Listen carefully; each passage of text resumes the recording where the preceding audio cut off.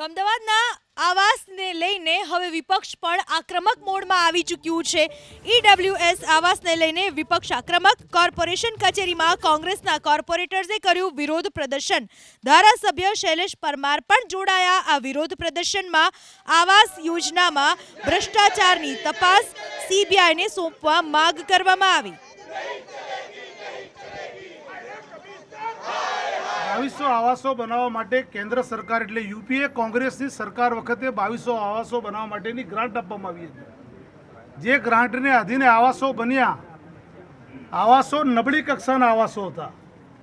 આવાસો ગરીબ માણસોને જે ફાળવવા જોઈએ ગરીબ માણસોને આવાસો ફાળવવામાં આવ્યા નહીં અને બંધ બારણે પાછલા દરવાજે કોઈને પણ ગંધ આવ્યા સિવાય એ આવાસો તોડવાનું કામ કર્યું અને હંમેશા પાછલા બારણે જ્યારે આવાસો તોડવાનું કામ થયું છે ચોક્કસ કહેવાય કે ભારતીય જનતા પાર્ટીના હોદ્દેદારો અને કોર્પોરેશનમાં બેસતા બાબુઓએ આમાં લખલૂટ ભ્રષ્ટાચાર કર્યો।